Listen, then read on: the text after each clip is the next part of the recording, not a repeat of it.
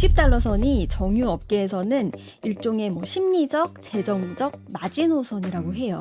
이 아래로 내려가면 기업들도 좀 투자도 축소하고요. 생산을 줄이게 된다고 합니다. 결국 수익성이 나지 않는다 이렇게 보는 그렇죠. 거겠죠. 예. 사실 대선 기간 내내 또 현재까지도 트럼프 대통령의 가장 큰 지지 산업이 바로 화석연료, 석유 맞아요. 메이저들 아니겠습니까?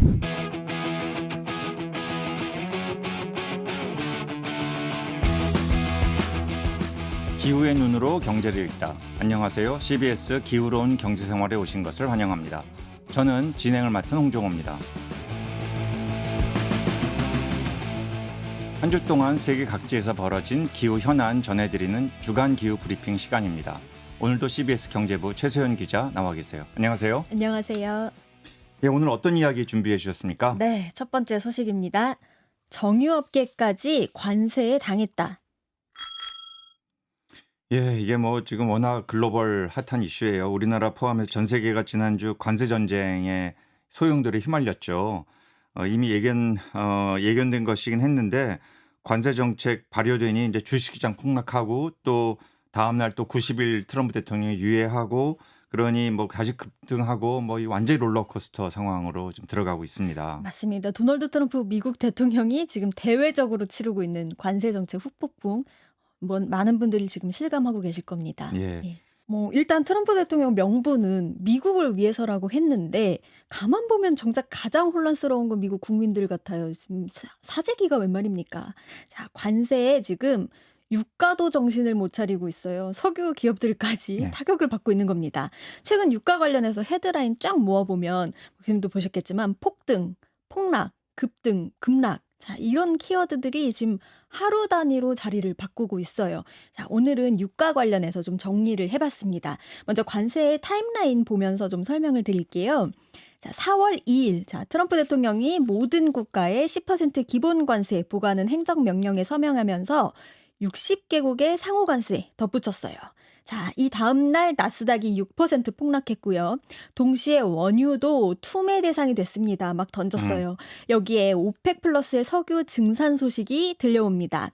자, 이날과 그 다음 날 이제 5월 인도분 서부 텍사스산 원유가 각각 6%, 7% 넘게 폭락을 하면서 자, 4월 2일만 해도 72.71달러였던 게 이틀 만에 61.99달러로 뚝 떨어졌습니다. 10달러가 폭락했네요. 예, 이후에 이제 미국과 중국의 무역 전쟁, 치킨 게임으로 치달았죠. 중국과 미국이 하루가 다르게 관세율을 높여가면서 8일 기준 유가 60달러 선 무너졌습니다. 이게 아주 중요한 시그널이었어요. 그러다가 이제 4월 9일에 트럼프 대통령이 중국을 제외한 모든 교역국에 상호관세 90일간 유예하겠다 이렇게 결정을 하면서 시장이 좀 마음을 놓는 그런 모습으로 변했습니다. 이날 다시 유가가 62달러 넘게 됐는데요. 지난주 목요일에 이제 중국에 대한 관세가 최소 145%라고 발표를 하면서 다시 유가가 또 3% 넘게 폭락을 해서 60달러 선에 간신히 턱걸이하는 그런 모습을 보였습니다. 자, 오늘 장도 지금 61원대 중반에서 등락을 좀 오가고 있어요. 이번 주까지는 불확실성이 이어질 전망이기 때문에 유가도 계속해서 상황을 좀 지켜보셔야겠습니다. 특히 이번 주에 오펙이 내놓을 월간 원유 시장 보고서의 이 수요 전망이 매우 중요해졌다고 보시면 되겠습니다. 네, 사실 대선 기간 내내 또 현재까지도 트럼프 대통령의 가장 큰 지지 산업이 바로 화석연료, 석유 맞아요. 메이저들 아니겠습니까? 예. 그런데 지금 이렇게 결국 가격을 이제 에너지 가격을 낮춰주겠다, 소비자들에게 도움을 주겠다. 이것은 이제 공급을 늘려서 재생에너지는 줄이고 이쪽 화석연료로 공급을 늘려서 가격을 떨어뜨려서 근데 지금 문제가 관세 전쟁 때문에 수요가 급락하니까 맞아요. 가격이 지금 그렇게 해서 전체 경제가 지금 침체되는 상황으로 가고 있으니까 이 기업들이 달가울 수가 없고 너무 당혹스러운 거죠. 맞습니다. 아마 앞으로 메이저 회사들, 석유 메이저 회사들 사업 계획에 큰 문제가 생길 것 같아요. 이게 베이비 드릴이 아니라 킬 더 드릴이다 이런 네. 말도 나오고 있어요. 예. 야, 앞서 이제 60달러 선이 무너진 게 되게 중요한 시그널이었다. 이렇게 말씀을 드렸잖아요. 자, 이 60달러 선이 정유 업계에서는 일종의 뭐 심리적, 재정적 마지노선이라고 음. 해요. 이 아래로 내려가면 기업들도 좀 투자도 축소하고요. 생산을 줄이게 된다고 합니다. 결국 수익성이 나지 않는다 이렇게 보는 그렇죠. 거겠죠. 예. 그래서 올해만 해도 지금 석유 가격이 17% 정도가 떨어졌기 때문에 자신감을 갖기가 어려운 음. 상황이에요. 정유업계 입장에서는 이제 유가가 내려가면서 이게 수입만 줄어든 게 아니라 관세 때문에 비용까지 늘어난 상황이에요. 정유업계도. 왜냐면 철강 수입 관세가 있잖아요. 음. 시추 프로젝트에 필요한 파이프 비용이 2배로 뛰었다고 합니다. 맞습니다. 그런데 경기 둔화 우려가 확산하고 있으니까 누가 좀 자신 있게 투자를 확대하기는 좀 어렵지 않겠습니까? 그래서 이렇게 관세가 직간접적으로 원유 시장에 타격을 주면서 기업들이 석유 더 채굴하는 게 타당하지 않다고 이렇게 판단하는 그런 모습이에요. 네. 예. 그래서 이렇게 시장이 혼란을 거듭하면서 트럼프의 강력한 지지 세력이었던 이 정유 산업의 눈초리가 음. 과거 같지 않겠다 이런 생각이 듭니다. 맞습니다. 그리고 이게 트럼프 대통령이 지금 관세 발표하고요. 이틀 동안 미국의 석유 가스 주식으로 구성된 뭐 ETF 그런데 20% 하락하는 모습을 보였습니다. 최대 석유 회사 엑손모빌이랑 쉐보론 주가도요. 수요일에 각각 13%, 16% 이렇게 하락했고요. 기업들도 웃을 수 없겠죠, 당연히. 트럼프 대통령이 취임하고 나서 이 석유 산업 규제를 완화하는 여러 가지 행정명령에 서명을 했었잖아요. 이 혜택들이 유가 하락의 영향을 상쇄하지 못했다는 평가가 나오고 있습니다. 트럼프의 핵심 지지층인 소규모 석유 회사들이 가장 먼저 투자와 생산을 줄일 걸로 예상되고 있습니다. 뉴욕타임스 보도인데요. 석유가스업계 경영진들이 지금 트럼프 행정부의 관세 정책에 대해서 뭐 공개적으로 막 아직은 목소리를 내진 못하고 있지만 사적으로는 되게 우려하고 있다고 해요. 댈러스 연방준비은행 설문에서 에너지업계 임원들이 드릴 베이비 드릴은 포퓰리즘 구호다. 40년 넘게 일하면서 이런 불확실성 진짜 처음 겪어본다. 이렇게 강한 불만을 토로했다고 합니다. 트럼프 대통령의 큰 후원자로 알려진 석유 사업 재벌 해럴드 햄이 얼마 전에 블룸버그 인터뷰에서 유가가 50달러까지 떨어지면 더 이상 굴착을 계속할 수 없다고 직접적으로 이야기하기도 했습니다. 예, 이 미국의 석유 수출의 제1 국가가 네덜란드고 그다음에 중국이 2위예요. 그다음에 한국이에요. 그러니 중국이 너무나 중요한 자신들의 석유 제품을 수출하는 국가인데 이렇게 관세 전쟁에 들어가게 됐으니까 오히려 수요가 급락하면서 에너지 패권을 트럼프 대통령이 장악하겠다라는 것에 큰 문제가 균열이 생기는 상황으로 가고 있는 것 같아요. 맞아요.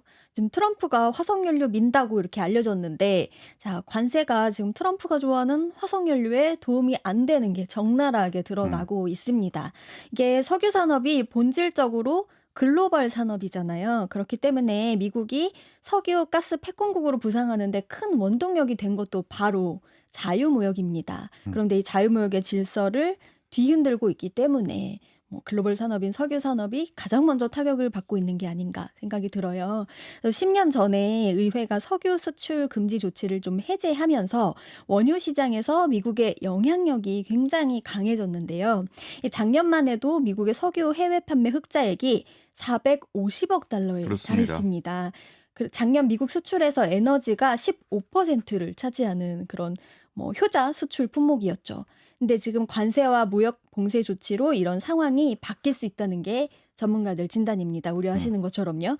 세계 최대 원유 수입국이 중국이잖아요. 중국이 고율 관세로 미국에 대한 그 수출 압박을 좀 받게 되면 그만큼 원유 수요도 떨어지게 될 거란 분석입니다. 실제로 지난달 말에 중국이 미국산 LNG 수입 중단 조치를 취하기도 했기 때문에 앞으로 이 미중 관련한 관세 전쟁이 어떻게 흘러갈지 좀 지켜볼 필요가 있습니다. 저는 트럼프 대통령과 이 트럼프 대통령을 구성하는 핵심 참모들이 과연 이런 식의 어떤 불똥이 미국의 핵심 산업이라고 할 수 있는 석유 산업 또한 농업에 튀게 될 줄 몰랐을까? 이게 참 의아해요. 왜냐하면 이 둘 다 지금 중국이 너무나 메이저한 시장인데 이 시장을 상대로 이렇게 전쟁을 하겠다고 선포를 하고 나니 네. 결과적으로 그 후과가 미국의 석유 기업들, 네. 미국의 농민들, 농업에 지금 미치고 있는 상황으로 가고 있거든요. 그래서 자승자박인가요? 네, 맞습니다. 그래서 이렇게 이제 수요가 떨어지게 되면 당연히 피해가 이런 기업들에게 가는 것이어서 앞으로 계속 예의주시하고 트럼프 정부가 어떤 식의 입장 선회가 있을지 좀 봐야 되지 않을까 싶습니다. 맞습니다. 예, 첫 번째 이슈 여기까지 듣겠습니다. 예.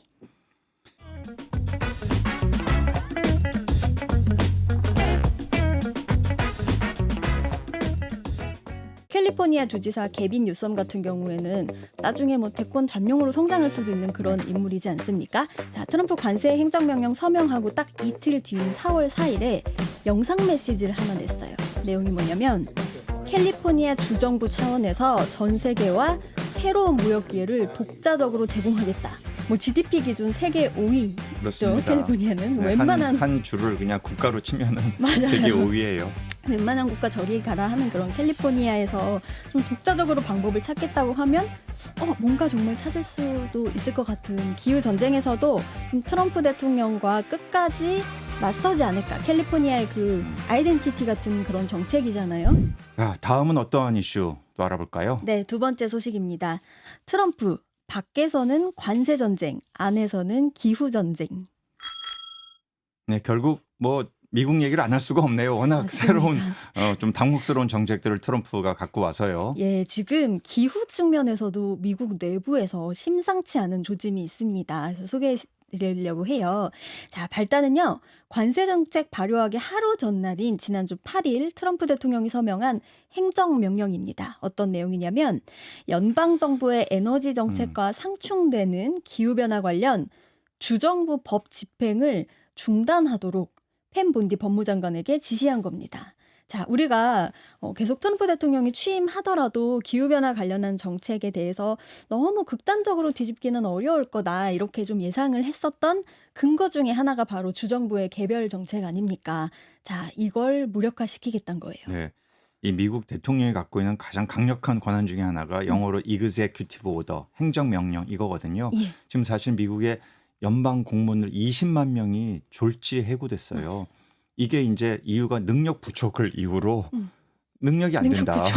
그래서 트럼프 행정부가 20만 명의 이러한 연방 공무원들을 해고했는데 이것도 행정명령으로 가능해 됐다는 거거든요. 그게 네. 이제 각 주의 기후 정책까지 자신의 생각을 이제 강요하겠다 이런 흐름으로 보이네요. 맞습니다. 어디 겨냥했을 것 같으세요, 교수님? 뭐 아무래도 제일 크고 또 중요하고 제일 기후 정책에서 앞서가는 캘리포니아 아니겠습니까? 맞습니다. 이게 미국 정치 전문 매체 폴리티코가 행정명령 서명 딱 이뤄진 그 당일 저녁에요. 제목이 트럼프의 다음 전쟁은 주정부와의 기후전쟁이다. 이렇게 제목을 실었어요. 딱 기사 내고요. 이 행정명령은 캘리포니아의 13년 된 배출권 거래제를 겨냥했다. 이렇게 콕 집어서 지적을 했습니다. 캘리포니아주의 온실가스 배출권 거래제가 2013년 이제 도입이 됐죠. 그래서 미국 내에서 가장 규모가 크고 성공적이라고 평가를 받는 네. 제도입니다. 원래 처음 시작할 때는 그냥 2020년까지 이제 운영을 하기로 했었어요. 한 7년 정도 목표를 잡고. 그러니까 2020년까지 탄소 배출량을 1990년 수준으로 줄이겠다. 이렇게 돼 있었는데 이거를 2017년 그러니까 트럼프 1기 행정부 때 연장을 했어요. 주정부랑 주의회 차원에서 10년을 더 연장해서 2030년까지 탄소 배출량을 40% 추가로 더 줄이겠다. 이런 법안을 통과시켰습니다. 네. 예. 이 재밌는 거는 이 캘리포니아 안에서의 배출권 거래제의 산파역이 네. 아놀드 슈왈츠제네거 당시 주지사예요. 여기는 공화당 소속이거든요. 네. 예, 그렇게 해서 시작돼서 지금까지 흘러온 것인데 이걸 이제 연방 정부가 트럼프가 이걸 막겠다는 것이고 이 사실은 캘리포니아는 전기차 의무 공급제처럼 친환경 정책이 있어 가장 미국 내에서 앞서가는 그래서 내년 되면은 35%의 모든 차량은 다 전기차로 의무적으로 공급하게 하겠다. 10년 뒤인 2035년에는 내연기관차 판매는 아예 캘리포니아에서는 금지시키겠다. 막 이런 식으로 가는 그런 주기 때문에 지금 아주 강대강으로 아주 부딪혔다고 보면 되겠습니다. 네. 예. 그러니까 자, 캘리포니아주의 행보가 트럼프 대통령에게는 꽤 눈에 가시였던 모양입니다. 네, 이기 행정부 들어서 지금 트럼프 대통령도 좀 더 강력해져서 맞아요. 돌아왔잖아요. 그러니까 이번에는 아예 집권 초부터 주정부 휘어잡고 들어가겠다. 좀 기선 제압하는 것처럼도 보여요. 다른 주도 좀 살펴볼게요. 뉴욕주 같은 경우에도 작년 12월에 화석연료 기업의 기후재난 회복 비용이나 기후변화 적응 비용 같은 걸 청구하는 기후변화 슈퍼펀드 법안을 통과를 시켰습니다. 또 버몬트주 같은 경우에도 작년 6월에 미국 50개 주 중에 최초로 기후변화 피해 변제법을 제정을 했어요.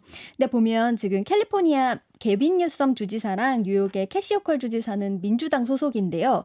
버몬트주의 필 스콧 주지사는 또 공화당 소속입니다. 그러니까 방금 아까도 아놀드 슈워제네거 맞아요. 때 그 공화당 소속이지만 좀 반대로 기후변화 네. 관련해서는 트럼프와 좀 다른 행보를 네. 보였다고 말씀을 하셨는데, 자, 지금도 보면은 주정부의 집권당 소속이랑 상관없이 자, 나는 반기후 정책을 갈 건데 여기에 방해하는 주는 가만두지 않겠다. 약간 이런 의미로 음. 풀이가 되고 있어요. 네. 이. 이 지금 기후변화 슈퍼펀드 음. 이런 법안들이 결국은 우리 환경 정책의 대원칙이라고 할 수 있는 오염자 부담 원칙을 적용하겠다 이런 겁니다. 예. 기업들이 화석 연료 산업 해가지고 기후변화 문제 악화시켰다면 거기에 대한 법적 또 금전적 책임을 묻겠다 이제 이런 거고, 여기에 대해서 이제 트럼프 정부가 눈의 가시처럼 생각하는 이제 이렇게 이제 충돌하는 상황으로 가고 있는 것 같아요.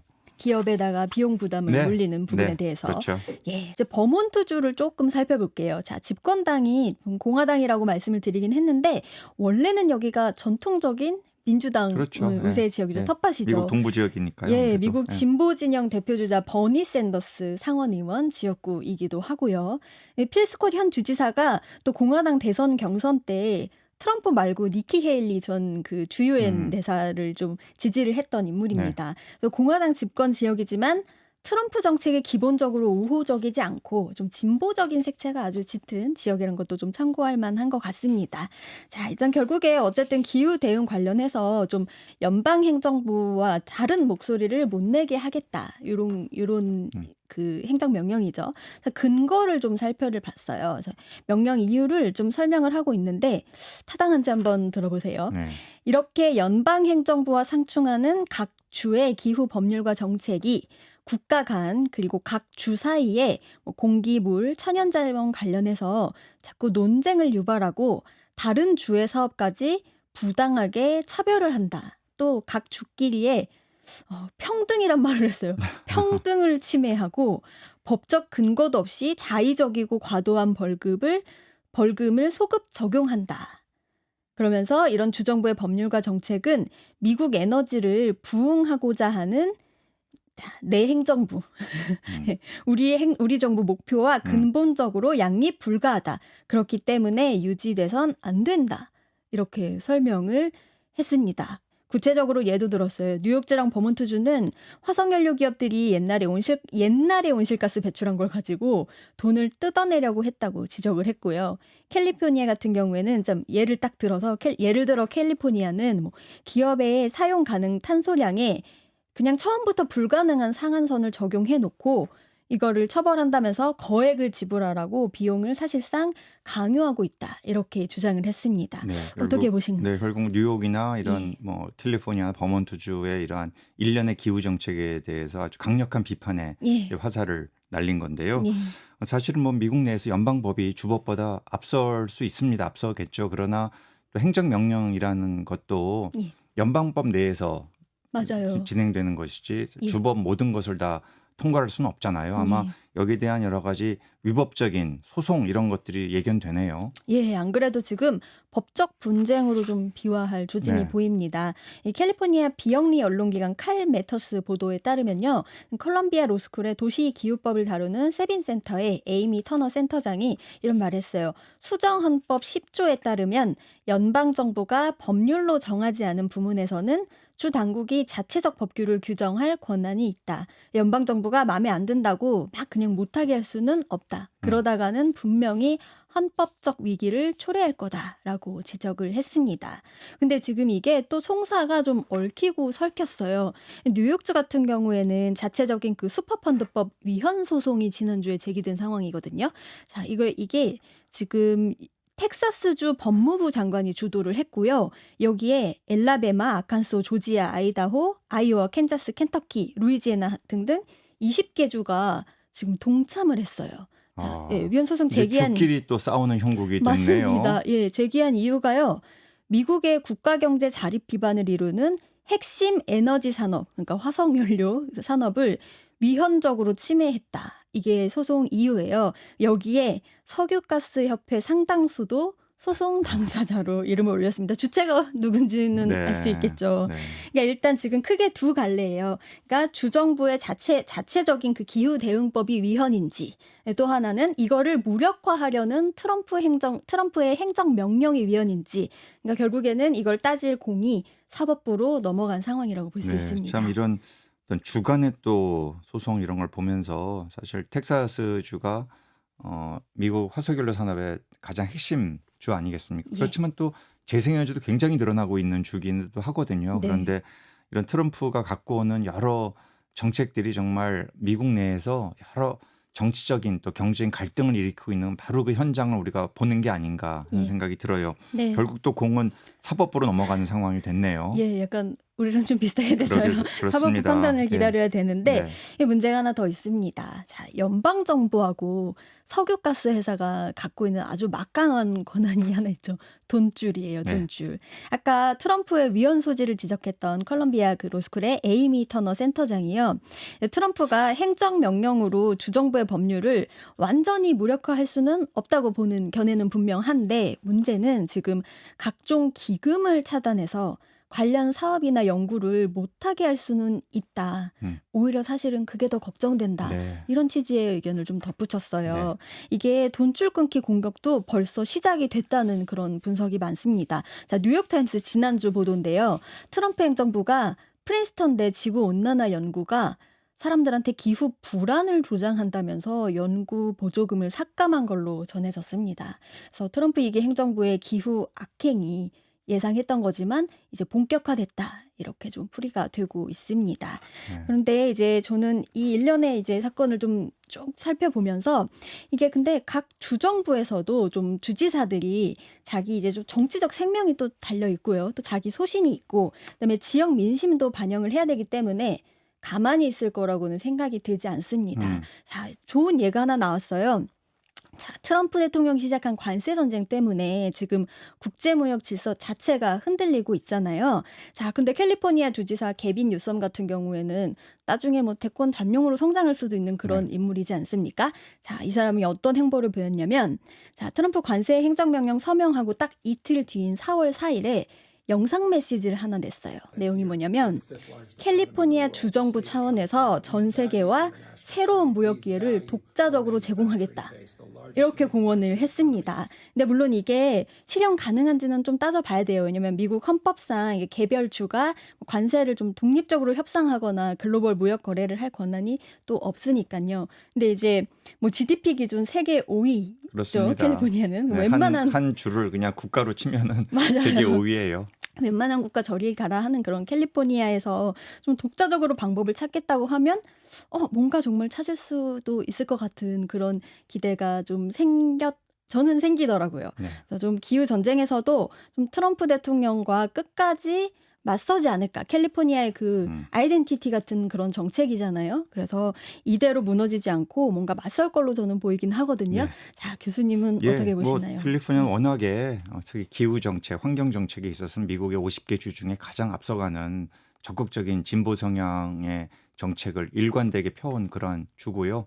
또 그거는 주의 주민들이 그러한 정책을 지지하기 때문에 가능한 거 아니겠습니까? 맞습니다. 저는 이런 여러 가지 지금 혼란된 미국의 상황을 보면서 특히 트럼프 대통령이 심지어 고등교육, 대학원 또 미국의 대학의 돈줄을 연구비까지 자기가 입맛에 맞게 재단하는 것이 굉장히 우려가 됩니다. 그래서 저도 이제 별개로 이제 학계에 있으니까 듣는 얘기들이 있는데 이런 기후 관련, 복지 관련, 네. 불평등 관련, 인권 관련 사회복지 관련 이런 쪽의 연구비들을 다 대거 삭감하고 인력 확충도 안 하는 이런 식의 지금 정책들을 굉장히 빠르게 하고 있다는 거예요. 이게 과연 미국의 그런 어떤 역할 또 미국 안에서의 그런 자유로운 어떤 연구 환경을 조성하고 미래를 준비하는 이런 모습에 바람직한 것인지 저는 굉장히 참 우려가 되는 그런 상황이라고 생각을 합니다. 그렇습니다. 네, 언제까지 갈지 한번 지켜봐야 될 것 같아요.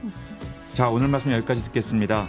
지금까지 CBS 최소영 기자였습니다. 고맙습니다. 감사합니다.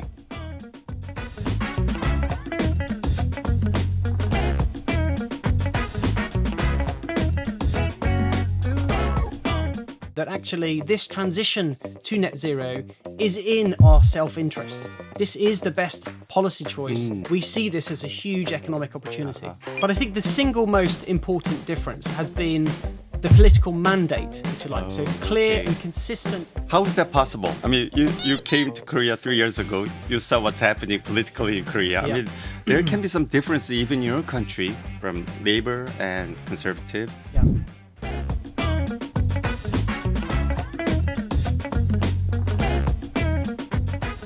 미국이 기후 대응에서 후퇴하는 사이 전 세계 녹색 전환의 리더십을 선점하겠다고 발표한 나라 바로 영국이었습니다. 영국은 지난해 마지막 석탄화력 발전소 가동을 중단했습니다. 영국은 녹색 대응에 다름 아닌 일자리와 경제의 미래가 있다고 보고 그런 식의 정책을 쓰고 있는데요. 이런 판단 어떻게 가능했을까요? 오늘은 특별히 게러스 위어 주한 영국 대사관 부대사 모셔서 이야기 나눠보겠습니다. 인터뷰는 영어로 진행되고 아래 자막이 나간다는 점 참고로 말씀드립니다. 그럼 바로 시작하겠습니다. Mr. Weir, welcome to our show. Thank you. Thank you very much, Professor. It's great to be here. So good to see you. When did you first come to Korea?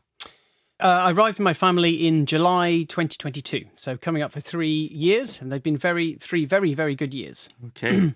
Have you ever been interviewed by Korean media while you were in Korea? So I've done some public engagement, media engagement particularly around the state visit, where President Yoon went to the UK and was hosted by His Majesty. So we did some media before that and after that. So some experience of media here in Korea. But not like this type of... But no, not this. This is my first time. Okay. Delighted to be... We're honored and happy. Well, no, not at all. Delighted to be part of it. Okay, good. Do you personally have a particular interest in climate action issues? Personally, yes, very much so. I'm somebody who loves the outdoors and nature. So in my Okay. spare time, I like to explore places, particularly in Korea. I'm a father, so I'm someone who thinks about children and my children's children.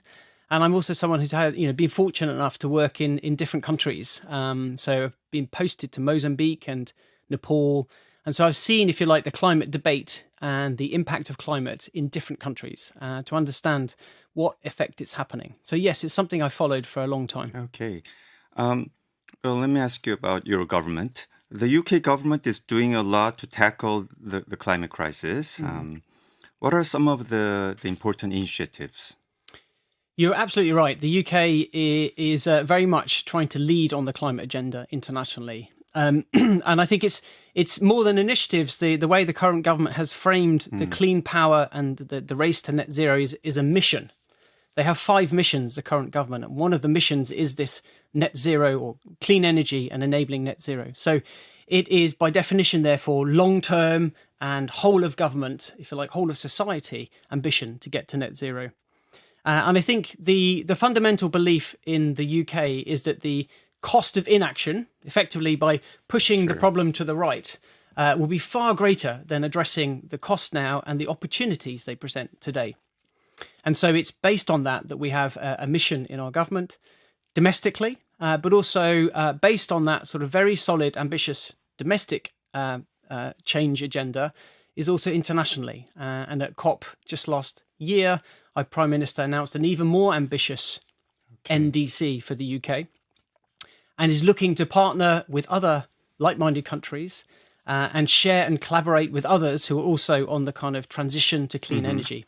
And we've launched a global clean power alliance, including inviting people like ROK to be part of. Okay. Well, in line with what you just said, last September, Prime Minister Keir Starmer attended the 29th COP, the Conference of the Parties to the UNFCCC in person, and he talked about the race yeah. for the clean energy jobs and green economy for the future. Many saw this as the UK trying to position itself as a leader in the global green transition. So how is your government or your countries doing on that front? It's a great question. And I think we are making significant progress. Our emissions continue to decline. I think last year it was 3.6% year-on-year decline, and that's 54% down on our peak emissions. We also last year significantly closed our final coal power plants in the UK, which marks the end of, I think, 142 years of coal power in the UK. But also the government doesn't mark its own homework on climate and climate action. We have established an independent climate change committee, who is a body of experts that report directly to Parliament, if you like, the National Assembly, so not the government. Sure. And they get to advise and judge the progress of government. But we still have a long way to go. We have big ambitions, 2030, to get to clean power, 95% clean power. 95%? 95% clean power by 2030. Wow. I think we're currently at 60%. So I think in the next 5 years, the UK set ambition to triple offshore wind, to triple solar, and to double onshore wind. Wow. In order to get to that 95%. Okay.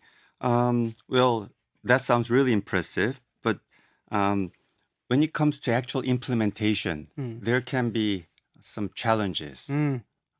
What are some major challenges that your country has faced so far in transition to this green? It's a very significant transition, as you say. If you think about how we're trying to transition huge industries, how we power our country, how we live our lives in many ways, it's big transition. So there are challenges, like every country. In the power space, I think the biggest challenge we have is on sort of battery and storage, and trying to ensure that we maximize the excess renewable energy so that we can level out some of the peak loads.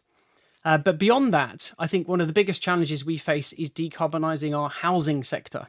I don't know if you've been to the UK, but we have lots of very beautiful, historic, old buildings, hundreds of years old, and they're often poorly insulated and not very well heated. And so actually, and they're slow to turn over.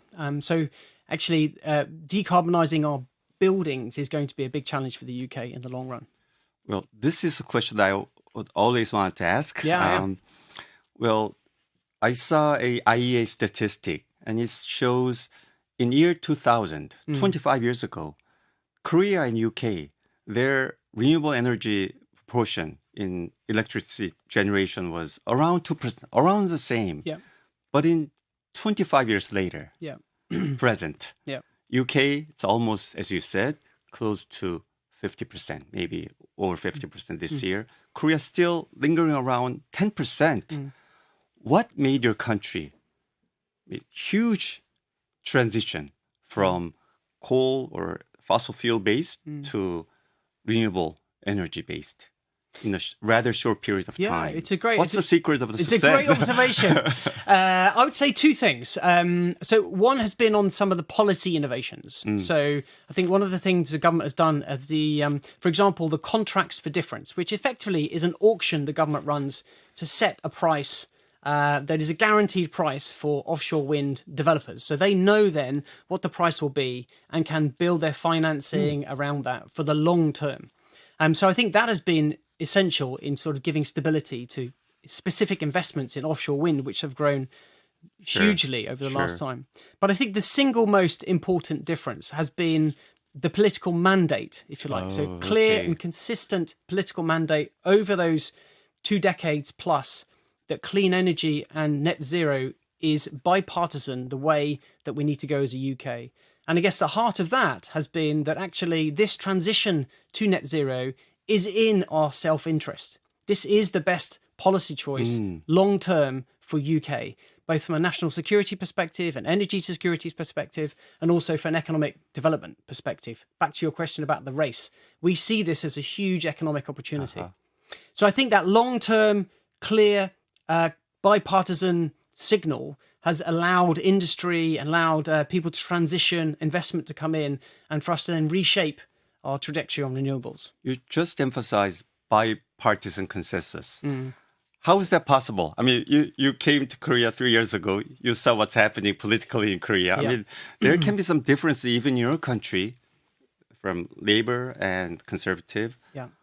What made these two major parties, which can have differences in many issues, They do. They do. but for energy transition and climate change issue, they had bipartisan consensus. What made that possible? It's a good question, and I think, to be fair, it is more contested now than it has been over a period of time. Okay. But I still think at the core, I would say maybe there are a couple of things. One is that I think there's the belief that the energy security, that we need long-term energy security. Okay. And our current model exposes us too heavily to the fossil fuel markets, which have driven up prices in the UK. A lot of the electricity prices come from our overexposure to fossil fuels. So there's a belief that getting energy security is absolutely key. I think two then is that they do see this as an economic opportunity. This is not necessarily just a cost. Looking at it, looking at the investment, looking at the transition, positioning the UK as the place to go to invest in renewable energy, for example, and then export those services. So I think both the sort of economic opportunity and an energy security piece. And then finally, I'd say it's a science. So I think the science on climate, I would say, is unequivocal in terms of the impact climate is having on our world. And therefore, the science has been at the heart of our policy making, that this is credible and that actually we need to respond to the science, right? So how we do that is the debate. But the facts are clear that climate change is happening. And so we need to determine how do we best respond in our national interests. I heard that your country has initiated this 2035 NDC, and you announced that earlier than most of other countries, including Korea. What is your goal, and how do you have specific plans, strategies to make that happen? Yeah, you're right. So in Baku late last year, our prime minister, who'd just been in power, just got elected a month before that, I think, went and announced an even more ambitious NDC, I think 81% reduction by 2035, which built on our pledge of 68% by 2030. And as I said, I think two reasons. So one is that to make that we fundamentally believe in the Conference of Parties, the international systems around climate change. And actually, we need to make a clear statement of what good ambition looks like. And so I think the PM, our Prime Minister, wants the UK to be in a leadership role and therefore had to demonstrate leadership domestically. So one was to seize the opportunity to create or maintain momentum around climate ambition. And that's significant. The UK is a G7. It's a big industrial, significant economy making clear signals. The other, though, is back to where I said, is the long-term investment destination. So it's a signal to business that if you're serious about doing business in the renewables net zero space, the UK is where you can do business because we have a long-term credible plan to get there. And therefore the investment can be assured that it will work effectively. To your point, no investor likes ambiguity or flip-flopping around on a particular issue where you're making investments for 25 years, right? That's very difficult. So setting a long-term strategy and a clear signal to the markets that is your destination then allows more confidence, I think, for the economic development that comes I agree with you. I mean, policy uncertainty is the ultimate enemy very much for so. the investors and for the business. Very, very difficult to manage as a business. How do people in the UK feel about this government's very ambitious climate goals? Is there strong public support in that regard? So I say the current government had just got elected, had a very ambitious manifesto of climate and energy change and action. And they got elected with the party winning 411 of the 650 seats. So I think they assume they have a clear mandate for action from the people. I think this is augmented by most surveys over time, but particularly last year, for example, where I think public perception, 80% of UK are very or mostly concerned about climate and climate action and what it means for the UK. Having seen some of the recent droughts and rains that we've had in the UK, which are unprecedented. But again, the challenge of this, and this to your point, that is, and this is where we need to be honest, is the challenge of this transition is often that the costs of the transition are upfront, but the benefits are at the near the end in some ways. So it is understandable that there are now more concerns, for example, about the cost of electricity in many places, because the costs need to go up to get to the transition in the long run. So they are understandable. It is more contested now, I think, in the UK, like in many other places. But I would also say that it's important to sort of dispel some of the false information around renewables being more expensive than gas. And actually, in the UK environment, a lot of the cost of living has been driven by the electricity cost, and that has been driven by the gas prices, which have gone up very significantly, doubled in the last 2 years, in Europe, based on all the geopolitical events that are happening. So that has been driving the cost up in the UK, not renewables. And we need to hold steady to get to renewables where the cost will come down. I'm sure your government will, talk about this issue that not renewable, but gas is driving up the electricity price hugely. And the volatility of that gas market means that we if effectively you're a customer, we inherit any of the volatility. So having more energy security, I think homegrown energy security, being green, I think gives us many more choices. You just mentioned the cost associated with this transition. Let me ask a question about that. Some people inevitably will lose jobs because of this transition, and industries have to adapt. As you said, UK has shut down last year the last coal-fired power plant, which is a big accomplishment, I'm sure. What happened to those 350 workers employed in that particular power plant? What was your government policy? What happened to them? Great question. And I think you're absolutely right that the transition needs to be managed carefully and well. So in the example of the coal power plant, the Radcliffe on Soar, it was well planned, and so it wasn't. Whilst the transition out of coal was quick, so I think 2012 it was 40% of our energy mix. In 2024 it was 0%. So reasonably quick, and the first G7 to move out of coal for electricity. Managing it with very, again, proactive engagement with the unions, with the plant operators, and with the actual workforce themselves to manage this transition, because we will need skilled workforce. So a lot of it is retraining, finding other opportunities in the same sort of company, working on the decommissioning site. So I think there was a lot of proactive engagement with the workforce in transitioning that coal plant, to the point where I think the unions described this transition as being a very good one for the workers. Oh, really? Yeah. So it was one that worked well. I mean, you don't always get it right, definitely. But I think this was an example where, because it was long in the coming, we saw it coming early, and with the planning required and the engagement required, we were able to work with the workers to find alternatives where appropriate. Well, South Korea, our country, is also facing similar challenges because the government is trying to reduce the proportion of coal power plants in the near future. So the jobs security is a big problem for those who are working in those factories. So every country is, I can understand, is different. But based on your country's experience, what specific lessons can Korea take from your experience? You're absolutely right. I mean, the job security is a key part of it, and governments will want to manage that very carefully. I think I would observe that in our experience, it was the long-term planning. So again, being clear of the direction of travel as the government, and therefore with companies, about where you're trying to transition various industries, allows you then to engage and plan with them. So I'd say, I mean, it's for me, it's about the clarity of long-term, and then I think the key lesson is the early engagement. So working with the unions and with the plant operators to understand how you can help transition skilled workforce. Because again, you will need, this is a transition into a different, but probably a related industry. In the UK, it's moving out of coal, but it's into related industries that still require those skill sets.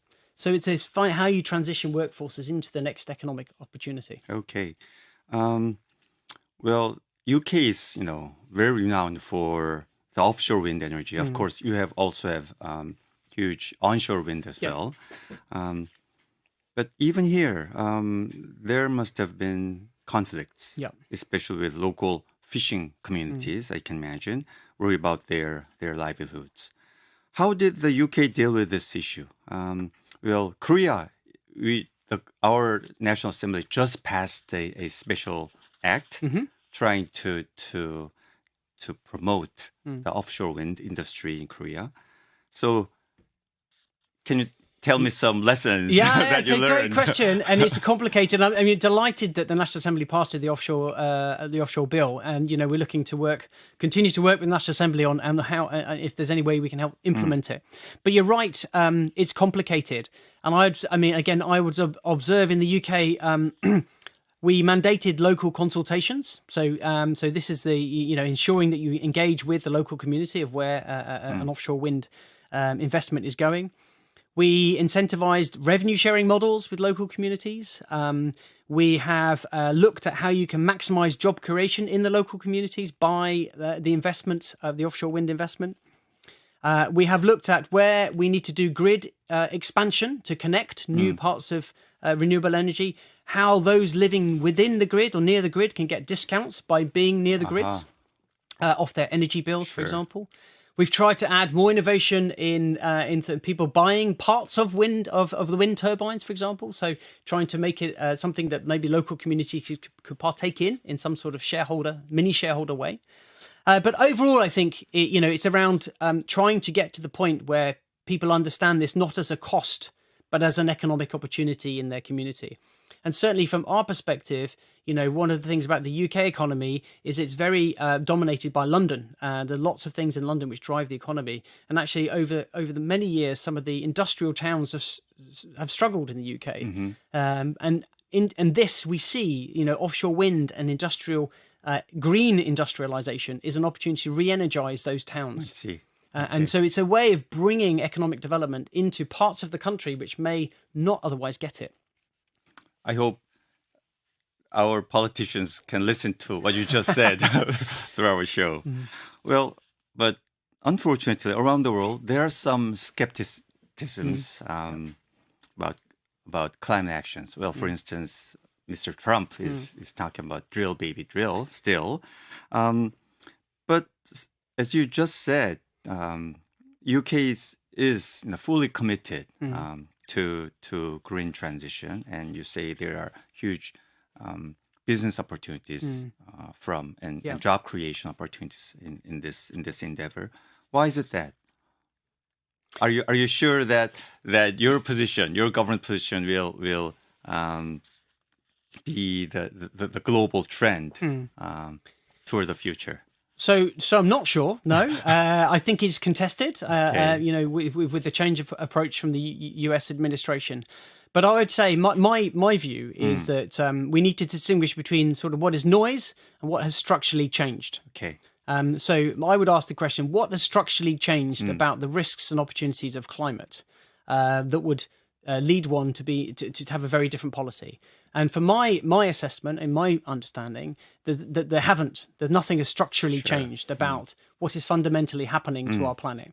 And therefore, the structural responses, I think, that we are proposing in the UK, that whether that's about energy independence and security, or whether that's about economic development, or whether that's about the science of climate change, I think will come out.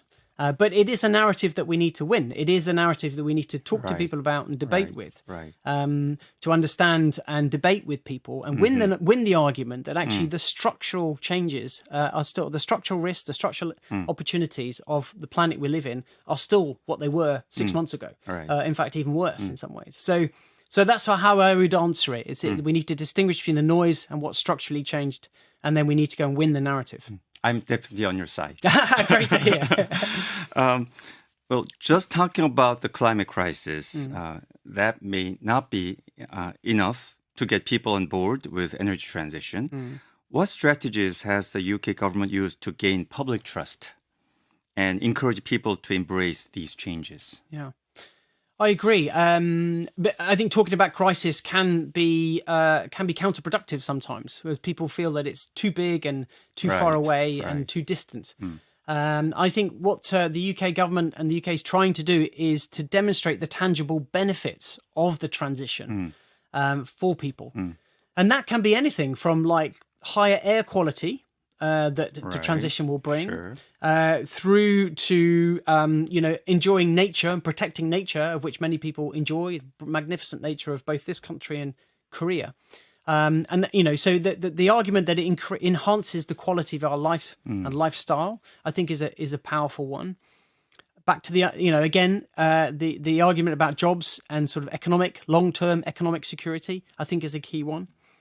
But I also think it's about being transparent with the public. I think the UK do this well. We're very transparent about where we are on our Right. trajectory and what we've done and what's working and what's not working. So I think that's also important, that you have an honest conversation. Right. Whenever there's a big change, like any organization, you need to have an honest upfront conversation about the costs and challenges of that change, but the benefits, what you're trying to achieve through that Right. change. And sometimes we just need to be more upfront and honest, I think, with people about the cost, but the long-term benefits, or even short to long-term benefits that come from it. As you just said, I think being honest to the people is very important. Yeah. That this road to green transition may not be that well paved, can be bumpy, but in the future, I mean, that's the way to go for present generation as well as our future generation. 100% agree. 100%. It's never a linear, never a straight road. Right. It's going to be a road of ups and downs and rounds and with potholes on the way. Sure. But I agree that again, back to where we started, which is the fundamental belief that this is the right direction of travel for your country. How about your British embassy? Yeah. Are you doing anything? I'm sure you do to combat climate crisis. Well, here in Korea or Seoul or Yes. So it's a big part of our mission. I mean, basically, the embassy, we have similarly, we have a mission. And one of the missions, which means it cuts across all of the embassy, is around climate and nature. And so whilst we have a dedicated team on the climate environment side, we also think about climate when we're doing our trade and investment relationship or our science and technology relationship. So it really does cut across most, if not all, of the things we do as the embassy. And we've done some really fun things. So last year we did a Green Week, where for a whole week we organised a series of events with Korean counterparts to raise profile of various elements of climate and climate action. We have, with our British Chamber of Commerce, a series of talks on ESG talks, sustainable aviation fuel, Sure.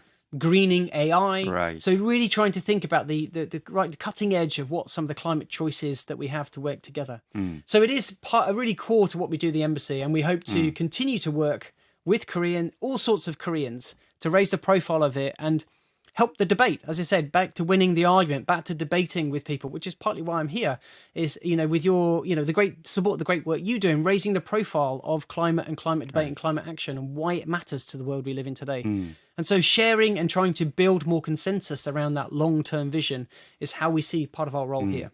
And Gareth, you're in the center of those embassy activities. I am. Yeah, delighted to be. Okay, because, good. Is there anything you would like to see from our government, Korean government, in terms of climate action or cooperation?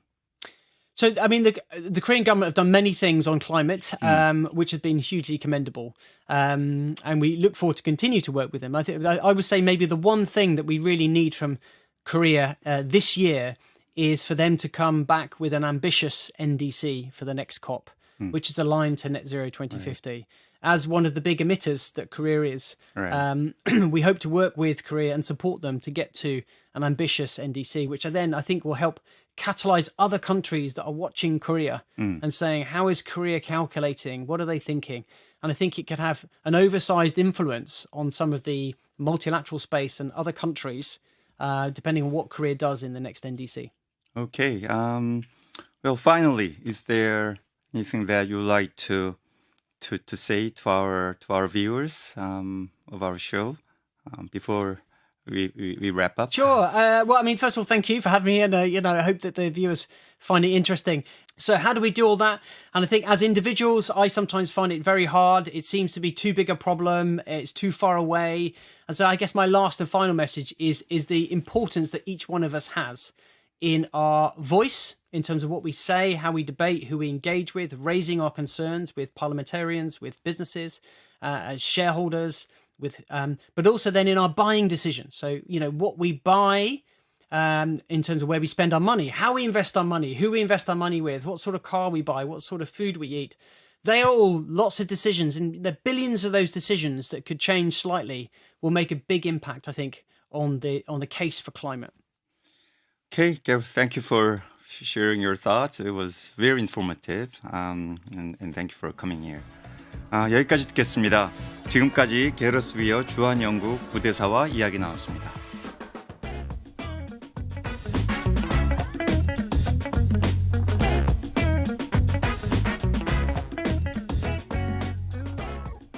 캐나다랑 영국 두 나라의 중앙은행 총재직을 했어요. 영국의 300년 넘는 영란은행 역사상 처음으로 비영국인이 최초로 영란은행 총재로 등극하는 새로운 그런 길을 간 그런 분이죠. 네. 상당히 저도 놀랐어요. 아니 경제 분야에 있다가 총리가 됐구나. 갑자기, 정치계로 또 금융통인데 기후에 이렇게 진심이냐. 굉장히 기후에 진심이에요. 아마 이제 예. 얘기 또 해주시겠지만 예. 다음 이슈 한번 알아보죠. 예. 에코전사의 등장. 캐나다 새 총리 마크 카니. 네, 맞습니다. 이거 상당히 국제적으로 핫한 이슈가 됐어요. 네. 이 미국 트럼프 대통령이 취임하자마자 캐나다 뭐 51번째 주다, 뭐 관세 매긴다 이런 얘기 막 예. 속을 긁더니 결국 새로운 총리가 선출됐습니다. 예, 뭐 긁어도 이렇게 박박 긁더니 네. 막 아예 그 트루도 전 총리한테 주지사라고까지 불렀어요. 그러게요. 이거 있을 수 없는 좀 일이죠. 일국의 총리에게 그래서 아예 뭐 말씀하신 것처럼 51번째 주로 편입하겠다 이렇게 속을 긁다가 결국에 트루도 총리가 올해 1월 6일 사퇴를 했습니다. 그리고 이제 2015년부터 9년간 총리직을 해왔는데 조금 조용하게 좀 초라하게 퇴장했다는 그래요. 그런 평가를 받았어요. 자, 트리도가 떠나고 이제 온 사람이 바로 마크 칸입니다. 현재 시간으로 지난 14일에 자, 집권당 자유당 대표이자 새 캐나다 총리로 취임을 했습니다. 예. 네. 사실은 제가 기후 금융 이야기하면서 이 방송에서 한번 언급도 한 적이 있고 네. 제가 과거에 이제 온라인 컨퍼런스 할 때도 직접 이런 그 방송을 통해 그 온라인을 통해서로 이제 발표도 하고 제가 예. 토론도 했던 기억이 있는 그런 예. 인물이 상당히 저도 놀랐어요. 아니 경제 분야에 있다가 총리가 됐구나. 갑자기, 정치계로. 예. 한번 쭉 소개 좀 해주세요. 예, 일단 뭐 다시다시피 경제통입니다. 뭐 정치보다는 경제 쪽으로 커리어 쌓아왔고요. 선출직 정치인 경험이 없어요. 미국 하버드대에서 경제학으로 학사받았고 영국 옥스퍼드대에서 석사 박사 학위 코스 거쳤습니다. 공직 입문 전에는 글로벌 투자은행 골드만삭스에서도 일을 했습니다. 좀 특이하다고 할 만한 게 캐나다랑 영국 두 나라의 중앙은행 총재직을 했어요. 그래서 2008년 글로벌 금융위기 때 캐나다 중앙은행 총재 맡았는데요. 당시 세계 경제 위기 상황에서 그래도 캐나다 금융시장을 안정적으로 관리했다 이러는 호평을 받았고요.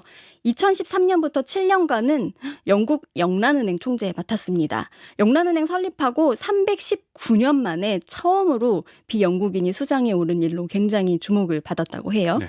2016년에 브렉시트 때도 이때도 시장 관리를 안정적으로 해냈다 이런 좋은 평가를 받았습니다. 자, 교수님이 기억하는 마크 칸이 경제학자로서 어떻게 보시는지 저하고 비슷한 때 박사학위를 받았는데 영국에서 예, 예. 이분이 근데 예. 사실은 이제 학자의 길을 걷지는 않고 바로 그 투자은행이죠. 세계적인 이제 골드만삭스에서 오랫동안 경력을 쌓다가 네. 캐나다 중앙은행 총재 그리고 영국의 300년 넘는 영란은행 역사상 처음으로 비영국인이 최초로 영란은행 총재로 또 등극하는 상당히 또 그런 면에서는 경제 금융 분야에서는 아주 새로운 그런 길을 간 그런 분이죠. 네. 제가 이 컨퍼런스 하면서 그런 이야기를 이제 경제학자이기도 하고 또 금융통인데 기후에 이렇게 진심이냐 굉장히 기후에 진심이에요. 아마 이제 예. 얘기 또 해주시겠지만 예. 그래서 물었더니 그런 얘기를 하더라고요. 금융기관들이 기후 문제에 관심을 가져야 하는 이유는 금융기관의 리스크 관리 또 금융기관의 이윤 창출 더 나아가 금융기관의 사회적 책임을 위해서 마땅히 해야 된다. 그럼 여기서 이윤 창출을 위해서 금융기관이 기후에 관심 가져야 한다. 이거 굉장히 중요한 포인트라고 경제를 생각해요. 위해서 우리 그렇죠. 프로그램이랑 취지가 맞습니다. 법하네요. 그래서 예. 결국은 금융기관이 이제 리스크 관리에 있어서 기후를 무시하면은 앞으로 투자하고 대출하는 과정에서 큰 낭패를 볼 수 있다. 좌초 자산에 투자하면 어떻게 되겠냐. 이제 이런 이야기를 담고 있는 얘기죠. 상당히 그래서 신선하게 제가 이제 들은 적이 있습니다. 결국 이번에 그 자유당 선거에서 이 카니 총리의 득표율이 80%를 넘었다고 해요. 예, 미국 관세 갈등이 있는 이런 이제 상황에서 이런 경제통을 금융통을 총리로 앉히는 게 필요하겠다. 막 이런 생각을 한 것 같고 답을 이제 정치보다는 경제에서 찾자. 뭐 저로선 반가운 소식입니다. 예. 그러나 뭐 앞으로의 길이 험난할 것 같다는 생각은 들어요. 미국이랑 가까워도 너무 가깝죠. 네. 일단 딱 붙어 있으니까. 미국이 지금 25% 상호관세 부과 4월 2일부터 한다고 예고를 하고 있죠. 트럼프 대통령이. 그리고 근데 지금 관세 정책이 수시로 왔다 갔다 하고 있고 또 4월 2일 전까지는 협상을 좀 해주겠다 이런 걸 열어둬가지고 막 압력을 주고 있어요. 좀 꿇어라. 그래서 지금 여기에 좀 대응하는 게 좀 만만치가 않아 보여요. 특히 지금 캐나다 같은 경우에는 지난주에 뭐 캐나다산 철강 알루미늄에 50% 관세 부과한다 이렇게 발표했다가 5시간 만에 철회한 일도 있었어요. 약간 벼랑 끝 전술을 펼치면서 관세 전쟁을 이어가고 있는 그런 아주 굉장히 변동성 높은 상황에 총리직을 맡게 된 겁니다. 자, 취임 직후에 카니 총리가 기자회견에서 이렇게 말했어요. 캐나다는 절대로 어떤 방식으로든 어떤 형태로든 미국의 일부가 되지 않겠다. 이렇게 공언을 했습니다. 의미심장하죠. 그리고 이렇게도 얘기했어요. 우리는 트럼프 대통령 근데 존중한다. 양측 모두에게 이로운 상호 해결책을 찾을 수 있다. 그러니까 협상을 통해서 갈등 해결하겠다. 이런 의지 표명을 한 거죠. 그래서 아직까지 트럼프 대통령이랑 카니 총리 뭐 통화나 만남 계획 좀 없는 걸로 알려졌어요. 밀당을 하고 있는 것 같기도 해요. 이 첫 대화를 시작을 하면 과연 어떤 이야기 오갈지 좀 궁금해지는 상황입니다. 제가 그 학술대회 때의 표정은 이 마카니 총리가 당시에는 이제 브룩필드 자산운용사의 부대표였습니다. 그 자격으로 컨퍼런스에 왔어요. 상당히 이제 온화한 표정이었는데 제가 취임사 한 것을 기자회견을 봤거든요. TV로. 그랬더니 굉장히 단호한 표정으로 절대 미국에 굴복하지 않겠다 이런 이야기를 하는 걸 보고 이제 드디어 정치인의 반열에 들어섰구나 이런 걸 제가 느끼게 됐고요. 어쨌든 뭐 과거에 트리도 전 총리하고 트럼프도 너무 상극이지만 지금 카니도 그런 것 같아요. 뭐 캐나다의 주권을 내가 확실히 수호하겠다. 더더구나 트럼프는 또 드릴 아닙니까? 이 화석연료의 또 대표 주자인데 이쪽은 이제 기후와 이제 재생에너지 브룩필드 자산운용사가 재생에너지 이 투자에 또 특화된 그런 자산운용사기도 해요. 완전히 상극입니다. 그래서 앞으로 이제 어떻게 될 건지 좀 궁금해져요. 네, 우리 프로그램에서 마크 칸이 소개하는 이유기도 하죠. 자, 2019년 12월에요. 영란은행 총재 사임 앞두고 마크 칸이가 UN 기후변화 대응 금융특사로도 임명이 된 적이 있어요. 그래서 금융업계 종사한 이래로 진짜 계속 말씀하신 것처럼 기후변화 문제에 이제 민간이 참여해서 행동해야 한다 이런 발언을 많이 해왔고 실제로 그 참여를 촉구하기 위한 노력도 많이 해왔습니다. 특히 영란은행 총재 시절에 발언 많이 쏟아낸 게 되게 주목을 받았어요. 좀 소개해드리면 2015년에 한 연설에서는 화석연료에 대한 과도한 투자가 2008년 금융붕괴와 같은 사태로 이어질 수 있다. 이런 말을 했어요. 그게 뭐냐면 기후 분야에서 글로벌 경제 위기가 올 수 있다. 이렇게 경고를 한 거예요. 그래요. 당시에 국제에너지기구 IEA가 지금까지 있는 석유와 가스, 석탄 중에서 딱 3분의 1만 써야 지구 온도를 유지할 수 있다. 이렇게 발표한 상황이었거든요. 나머지 3분의 2는 그러면 좌초 자산이 된다는 거죠. 말씀하신 것처럼. 그러면 화석연료 회사들이 이거를 고려하지 않고 사업을 팽창하고 있기 때문에 나중에 여기에 투자한 게 손실로 다가올 수 있다. 뭐 이런 경고죠. 카니는 이게 2008년에 금융위기를 촉발한 주택 버블이랑 똑같이 탄소 버블이다 이런 표현을 썼습니다. 네, 좋은 그래서, 표현이네요. 네, 탄소 버블이 터질 경우를 대비해서 영국 은행에 기후 스트레스 테스트를 실시하라고 명령을 했습니다. 스트레스 테스트 우리 글로벌 금융위기 때 유럽 은행들 지불 능력 그 테스트하기 위해서 만든 게 스트레스 테스트였잖아요. 기후 스트레스 테스트. 나중에 기후 위기로 인해서 금융위기가 올 경우를 대비한 스트레스 테스트죠. 명칭이 좋은 것 같아요. 그래서 화석연료가 이제 자초자산이 되면 은행은 얼마나 지불 능력 유지할 수 있는지 은행이 도산하진 않을지 그다음에 화석연료에서 이런 걸 좀 확인을 함과 동시에 자, 기업들이 화석연료에서 좀 벗어나라라고 좀 장려하는 활동이었다라고도 볼 수 있을 것 같아요. 사실은요, 이 예. 기후 스트레스 테스트가 우리나라 한국은행, 중앙은행이죠. 그쵸. 한국은행에서도 상당히 관심 있는 주제고 예. 여기에 대한 보고서도 나오고 나왔어요. 있고요. 또 예금보험공사, 예보도 금융기관에 이제 보험료를 받아서 앞으로 금융기관 안정성을 유지하는 데 이제 네. 역할을 하는데 이런 데서도 스트레스 테스트에 얘기를 합니다. 예. 보험료 산정이 중요하다 이런 얘기죠. 아, 예, 이런 그렇죠. 것들이 이제 한국에서도 예. 상당히 논의가 되고 있다 이 말씀 제가 첨가해 주고 싶어요. 맞습니다. 네. 자, 그리고 유엔 특사일 때도요. 자, 넷제로를 향한 변화가 우리 시대의 가장 큰 상업적 기회다. 이렇게 얘기를 했어요. 그래서 이런 접근 방식을 갖고 있는 것 같아요. 그래서 기업들의 좀 화석연료 투자에 대해서 꾸준히 좀 경고를 해온 거예요. 그래서 기업들이 화석연료에 투자 계속하면 지구 온도는 1.5도가 아니라 4도 가까이 오를 거다. 이런 위협이라고 할까요? 사실일 수도 있을 것 같아요. 이렇게 얘기했고요. 그다음에 기후변화가 보험업계에 나중에 큰 손실로 다가올 수 있다. 이런 말을 계속 해왔습니다. 그래서 폴리티코가 아예 2018년에 마크카니를 에코워리어, 에코전사라고 평가를 했습니다. 이게 좋은 제목인 것 같아서 오늘 네. 브리핑 제목에도 차용을 해봤습니다. 그래요. 그래서 캐나다가 앞으로 기후 문제에서 이제 어떤 자세를 취할 건지 특히 이제 대미 관계에서 어떤 이제 지금 관세로 굉장히 첨예한 상황에서 앞으로 어떻게 이 문제를 기후와 관련해서 또 풀 건지도 상당히 귀추가 주목되는데 네. 근데 사실은 카니 총리의 첫 조치가 또 좀 어색하게도 탄소세 폐지였어요. 예. 네, 이거 설명 좀 해주세요. 예, 이거 거꾸로 가는 거 절대 네. 아닙니다. 이게 이유가 다 있었어요. 내수 문제인데, 자, 취임 후에 첫 내각회의에서 지금 소비자 탄소세 폐지를 지시를 했습니다. 이게 뭐냐면 탄소세가 전임 트리도 정부의 정책이었어요. 자, 주유소나 도시가스 같은 기업에 이제 세금을 좀 부과해서 그렇게 모은 기금을 각 가게로 환급해주는 정책이었습니다. 근데 이게 나중에 환급을 받는다고는 하는데 일단 내가 내는 요금이 너무 비싸면 소비자들이 좀 화나잖아요. 물가 오른 걸 체감하게 되고.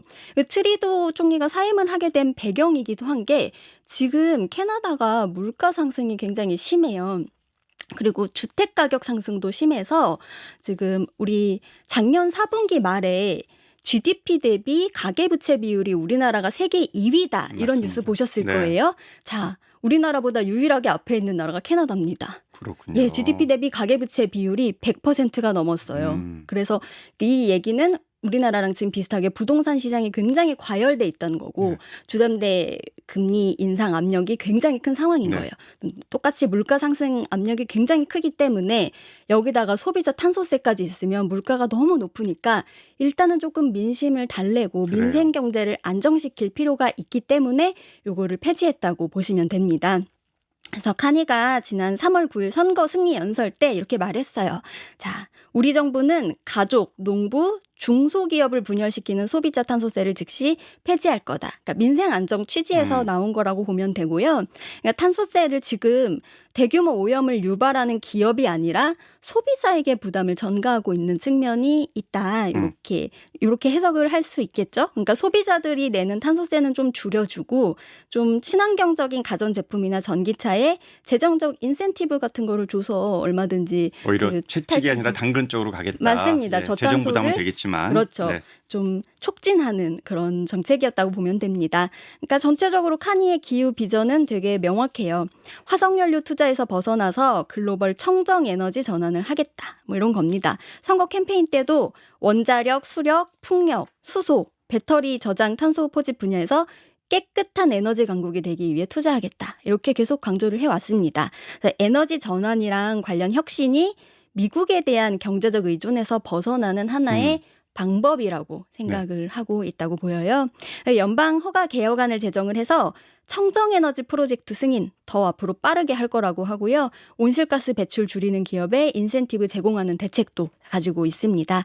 그래서 앞으로 좀 부딪혀야 될 현실이 녹록지 않겠지만 좀 카니에 대해서 보면은 이 사람 기후 문제에서만큼은 진지한 것 같다. 그래서 네. 기후 이슈로 민생 정책을 이끄는 방법도 안다. 민생 정책, 경제 정책을 이끄는 방법도 좀 아는 것처럼 보여줘서 앞으로 정치인으로서의 카니의 행보도 기대가 굉장히 되는데 교수님 좀 그래요. 평가를 아마 해주세요. 예. 소비자에게 부담을 전가시키는 그러한 탄소세는 폐지하겠다 즉시 이런 걸 보면서 아마 경제학자로 남아 있었다면 금융인으로 남아 있었다면 얘기 안 했을 얘기인데 포퓰리즘인가요? 아니 꼭 그렇게 보지는 않습니다. 예. 정치인이 되면서 예. 할 수 있는 그러니까 이게 사실은 정치인은 어려운 선택을 해야 되잖아요. 네, 그런 차원에서 지금 워낙에 캐나다 경제가 특히 국민이 처해 있는 여러 가지 어려운 상황을 이제 비추어 봤을 때 이런 식의 정책이 좀 필요하겠다는 생각을 했다고 생각하고 결국 그러나 초심을 잃지 않는 것.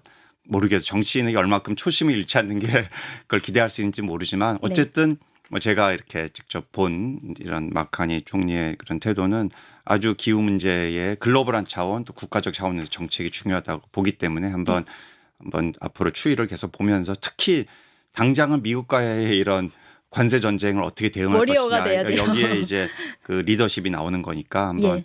본인은 상당히 많은 고민을 하면서 하루하루를 보내고 있지 않을까 싶습니다. 자, 오늘 말씀 여기까지 듣겠어요. 지금까지 CBS 최소연 기자였습니다. 고맙습니다. 감사합니다.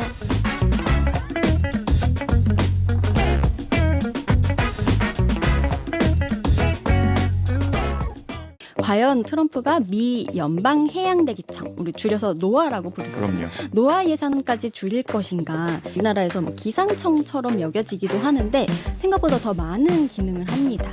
여기서 제공하는 정보가 뭐 군사 안보에도 중요한 영향을 미치기 때문에 사실은 나사 못지않게 패권 전쟁의 최전선에 그럼요. 있는 기관이라고 할 수가 있어요. 중국이 발표를 하나 했어요. 개발도상국 기후과학자 2천여 명을 선발을 해서 기후변화 대응 관련한 교육 기회를 제공하는 펠로우십을 우리가 운영을 하겠다. 정말 빠르게 움직이네요. 예, 이렇게 발표를 했습니다. 그러니까 기후변화에 대응하는 방법을 알려주고 중국의 지혜를 전파하겠다는 겁니다. 이거 원래 잘 아시겠지만 노아를 필두로 미국 정부가 아주 오랫동안 해온 사업입니다. 그럼요. 예, 다음 이슈 가볼까요? 네, 다음 이슈입니다. 기후 외교 균형추. 미국에서 중국으로 기울까? 상당히 중요한 그런 질문이네요. 도널드 트럼프 행정부 이제 1월 20일에 출범하잖아요. 출범 앞두고 각국의 셈법이 굉장히 복잡합니다. 자, 근데 지난주에 블룸버그가 기후 부문의 외교 전략을 짚어낸 기사가 있어서 좀 소개해 드리려고 가져왔습니다. 제목을 우리말로 번역을 하자면 뭐 트럼프의 복귀, 중국엔 차기 웨더 슈퍼파워가 될 기회, 뭐 이렇게 볼 수 있습니다. 예, 이 기후 변화가 이제 우리 방송에서 벌써 한 5개월 동안 계속 이야기를 했지만 네. 이게 기후가 환경 문제에 머무는 것이 아니고 전략적인 경제 문제, 안보 문제로 다 확장되는 일로 확장되는 이런 사안이기 때문에 맞습니다. 결국 G2의 패권 다툼 또 앞으로 우리나라의 외교 전략에서도 굉장히 중요한 부분이잖아요. 예, 바이든 대통령 취임하고 미국 정부 IRA, 뭐 유럽연합의 그린 딜, 우리나라 산업계에 이런 것들이 이미 벌써 엄청나게 영향을 미치고 있고 우리나라 기업들도 여기에 어떻게 대응할 것이냐 실제로 미국 가서 투자도 많이 하고 또 유럽의 이러한 CBAM과 같은 이러한 정책에 대해서 이것이 당장에 우리에게 발등에 떨어진 불인데 네. 예, 앞으로 이거 어떻게 진행될 거라고 좀 오늘 소식을 갖고 오셨어요. 예, 일단 관련해서 이제 트럼프 정부 들어서 어떤 것이 생길까 좀 변수를 네. 소개해 드릴 건데 그에 앞서서 잠깐 시간을 앞으로 돌려볼게요.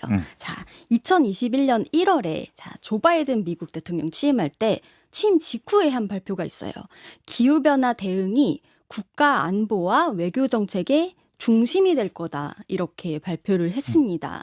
이게 단순히 환경이 아니라 외교, 뭐 그렇죠. 경제, 안보 모든 걸 아우르는 그런 주제가 될 거라는. 결국 경제 전략으로 가져가겠다 이런 것을 그대로 드러낸 거예요. 예, 그러고 나중에 IRA 발표했으니까요. 네, 맞아요. 자, 근데 바이든 대통령이 그때 취임을 하고 시진핑 중국 국가주석을 첫 대면한 자리도 바로 그해 4월 미국 주도로 열린 화상이긴 한데 기후변화 정상회의였습니다. 그때 코로나19 팬데믹이 심했기 때문에 이제 거의 모든 회의가 화상으로 열릴 때였어요. 그럼요. 자, 그런데 이제 트럼프 대통령이 돌아오잖아요. 이제 2025년 1월 20일에 이제 취임을 하게 되는데 뭐 취임하자마자 파리 협정 탈퇴할 거라는 건 뭐 거의 기정사실화되고 있긴 한 것 같아요. 그런데 과연 트럼프가 미 연방해양대기청, 우리 줄여서 노아라고 부르거든요. 그럼요. 노아 예산까지 줄일 것인가. 이 문제가 근데 생각보다 좀 현실적인 문제가 많고 좀 복잡한 이슈라서 이걸 다룬 거예요. 자, 노아는 일단 뭐 기상 예측하기 때문에 우리나라에서 뭐 기상청처럼 여겨지기도 하는데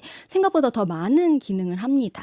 여기서 제공하는 정보가 뭐 군사 안보에도 중요한 영향을 미치기 때문에 사실은 나사 못지않게 패권 전쟁의 최전선에 그럼요. 있는 기관이라고 할 수가 있어요. 기상과 예. 바다를 다루고 해양을 다루기 맞습니다. 때문에 엄청나죠. 일례로 우리 날씨 예측 보면 기상 관측 위성을 쏘아 올려서 하잖아요. 이거 없으면은 다른 위성 운용 국가의 좀 관측 자료를 의존을 할 수밖에 없습니다. 우리나라도 2010년에 첫 기상 위성 발사를 해서 세계 7번째로 우리가 성공을 해서 그때부터 기상 위성 운용국이 됐는데 그 전까지는 30년 이상 이제 다른 나라의 정보에 의존을 해왔다고 해요. 자, 그런데 이 기상 관측 위성 운용 국가 세계에 7개 국가밖에 없습니다. 그다음에 미국, 중국, 러시아, 일본, 그다음에 유럽연합, 그다음에 우리나라, 인도 이렇게 7개밖에 없어요. 그래서 이게 어떻게 보면 좀 하나의 패권 경쟁이 우주에서 이뤄지고 있는 그런 한 가지 일환으로도 볼 수 있습니다. 예. 예, 이런 이제 패권 경쟁이 계속해서 일어나고 우리도 그 중에 이제 일부를 차지하고 있고 한데 앞으로 만약에 트럼프 행정부가 들어서서 이런 노화 예산도 깎겠다. 이게 우리 기후별로 안 중요하다. 네. 이렇게 나오려면 이게 과연 잘하는 건지 네. 아마 미국 내에서도 우려가 있을 것 같네요. 예, 바로 그런 우려를 블룸버그가 던진 거라고 네. 보시면 되겠습니다. 대표적인 기후 회의론자기 때문에. 근데 보실게요. 미국의 보수 싱크탱크 헤리티지 재단이 이제 작년에 공개한 트럼프 2기 행정부 청사진 프로젝트 2025라고 이제 소개가 되고 잘 있죠. 알려졌죠. 예, 물론 뭐 트럼프 인수위에서는 뭐 여기 프로젝트에서 소개된 그런 정책 방향이 뭐 새 행정부 방향하고는 뭐 관련이 없다라는 게 공식 입장이긴 한데 돌아가는 상황을 보면 전혀 그렇지가 않습니다. 지금 트럼프 행정부 구성할 주요 직책 속속 임명되고 있잖아요. 여기에 이 프로젝트 2025 집필에 참여한 사람들이 속속 등용되고 있는 겁니다. 그러게요. 예, 백악관 금고직이라고 불리는 예산관리실장 자리에 이제 1기 행정부 때 러셀 바우트 실장이 재지명됐어요. 이 사람이 프로젝트 2025 설계자로 알려진 인물입니다. 그리고 외교안보정책총괄하는 자리, 백악관 국가안보보좌관에 임명된 마이크 왈츠 하원 의원도 여기 정책 설계에 상당 부분 기여했을 걸로 분석되는 그런 인물입니다. 근데 이 프로젝트에서 노화를 언급한 겁니다. 리서치 부문 아예 해체해버리고요. 연구 부분을 해체해버리고 일기예보하는 부분은 민영화하는 시나리오를 제시한 거예요. 이게 현실적으로 될 가능성이 커진 거예요. 어떻게 보시나요? 이게 일기예보 같은 건 물론 민영에서도 이제 하죠. 예. 그런 기업들이 있긴 하지만 이게 상당히 해양이나 기상 이런 것들은 전략적인 부분이고 안보 군사와도 밀접한 관련이 있는 그런 정보를 제공해 주는 것인데 네. 전 좀 상상이 안 가요. 예. 미국이 어떻게 이런 식의 극단적인 이야기를 그렇습니다. 할 수 있는 건지. 예. 이 손실이 클 수 있어요. 왜냐하면 중국으로 조금 시선을 돌려보면요. 네, 중국 얘기해 주세요. 예, 사실은 중국에서 이런 얘기 많잖아요. 트럼프 행정부 이제 출범하기만 기다리고 있다. 기후 정책 다 후퇴하기만 기다리고 있다. 왜냐? 그 자리를 중국이 차지하려고. 이제 전 세계적인 기후 패권을 차지하려고 하는 예. 그런 속내가 있다는 그렇죠. 얘기군요. 웨더 슈퍼파워가 될 날만 기다리고 있다. 이런 분석이 많았잖아요. 네. 아니나 다를까 우리 지난번에 다뤘던 아제르바이잔 바쿠에서 열린 기후회의에 뭐 여러 가지 여러 나라 서방 주요 정상들이 참석하지 않았다. 뭐 이런 소식 전해드렸잖아요. 그때 중국이 발표를 하나 했어요. 개발도상국 기후과학자 2천여 명을 선발을 해서 기후변화 대응 관련한 교육 기회를 제공하는 펠로우십을 우리가 운영을 하겠다. 정말 빠르게 움직이네요. 예, 이렇게 발표를 했습니다. 이게 뭐 폭염, 홍수, 가뭄 같은 기상이변을 예측하는 기술을 전수해주겠다. 이런 거라서 소개를 하면서 천재닌 중국 기상국장이 이 정책이 어떤 거냐면 사람들한테 일종의 낚시를 가르치는 것과 같다. 이렇게 설명을 했어요. 그러니까 기후변화에 대응하는 방법을 알려주고 중국의 지혜를 전파하겠다는 겁니다. 이거 원래 잘 아시겠지만 노화를 필두로 미국 정부가 아주 오랫동안 해온 사업입니다. 그럼요. 인터내셔널 데스크라는 프로그램이 있어요. 노화 안에. 개도국 학생들, 연구자들 모아서 기상예측 방법론을 교육해주고 노하우 전수해주고 이거 1988년부터 해왔어요. 그래서 카리브해, 뭐 바베이도스, 남미 파라과이, 뭐 필리핀 이런 나라들에서 연구원 파견해서 배우고 또 같이 연구하고 이게 그 자체로 우방을 만드는 그런 기후 외교를 오랫동안 해온 거예요. 미국 소프트 파워가 이런 식으로 구축이 됐잖아요. 자, 여기에 중국이 도전장을 냈다고 보시면 됩니다. 또 이뿐만이 아니에요. 중국 정부가 2013년부터 2023년까지 최근 10년 동안의 기후 외교 부문 지출을 500% 가까이 늘렸다고 하거든요. 또 WMO 세계 기상기구 진출에 대한 보폭도 넓히면서 작년에는 여기 사무총장 선출에 도전을 했어요. 뭐 안타깝게 뭐 패하지기는 했지만 일단 선출에 도전을 했어요. 이렇게 해서 인력을 진출시키는 것도 중요하지만 사실 국제기구에 행사하는 입김은 뭐 영향력이 다 돈에서 나오잖아요. 예, 음모론이긴 하지만 예전에 우리 코로나19 처음 터졌을 때 2019년 말에 중국 우한에서 이게 발생을 했는데 나중에 이게 팬데믹으로 그러니까 세계적인 그런 그 질병으로 이제 발표가 되는 거 2020년 3월에 팬데믹 선언을 했어요. 그 WTO 세계보건기구에서. 근데 어떻게 보면 팬데믹 선언이 너무 늦어져서 우리가 이 확산을 막지 못했다라는 그런 뭐 반성이 나왔는데 이때 팬데믹 선언이 너무 늦어진 거 혹시 중국 입김이 작용한 거 아니냐. 뭐 이런 그런 얘기들이 음모론이 나왔었죠. 제기되기도 했었죠. 사실은 중국이 이렇게 하는 것은 이 기후와 관련된 파생된 산업들, 특히 전기차, 배터리, 태양광 패널 이런 3대 종목에서 지금 전 세계에서 가장 싼 물건을 높은 기술력으로 제공하는 이 인프라가 이미 중국 자체 내에 구축이 돼 있는 상황이잖아요. 그러니까 그렇죠. 결국 이런 식의 소프트 파워를 구축하고 그것이 자신들이 앞으로 자신들의 기업이 전 세계 시장을 상대로 돈을 벌 수 있는 기회까지 만들어내는 거여서 굉장히 예의주시할 필요가 있을 것 같아요. 그런데 이런 식으로 중국이 계속 기후 주도권을 미국에서 뺏어오려고 이런 노력들을 계속 하고 있는데 게다가 이제 트럼프 행정부에서는 우리는 파리 협정 바로 또 탈퇴한다. 노아는 심지어 뭐 예산 깎겠다. 리서치 기능 없애겠다. 이런 식의 이야기에 대해서 상황을 쭉 보는 미국의 주요 언론들은 이 위기의식을 가질 수밖에 없을 것 같아요. 네. 근데 이제 한 가지 뭐 변수일 수도 있고 기대일 수도 있는데 희망 섞인 기대일 수도 있는데 트럼프 당선인이 굉장히 실리를 추구하는 사람이잖아요. 그래서 일각에서는 이제 트럼프 당선인이 뭐 아무리 뭐 기후 회의론자라고 해도 중국하고의 패권 경쟁에서만큼은 절대 지지 않겠다. 지고 싶지 않다. 예, 이런 생각을 갖고 있기 때문에 노아를 그렇게 완전히 만신창이를 만들지는 않을 거다. 이런 기대도 좀 있는 것 같아요. 왜냐하면 일단 노아가 올해 그 인터내셔널 데스크 프로그램에 투입한 예산이 71억 달러 정도였대요. 우리나라 돈은 10조 원 정도 되는데 미국 정부 한 해 예산이 9천조.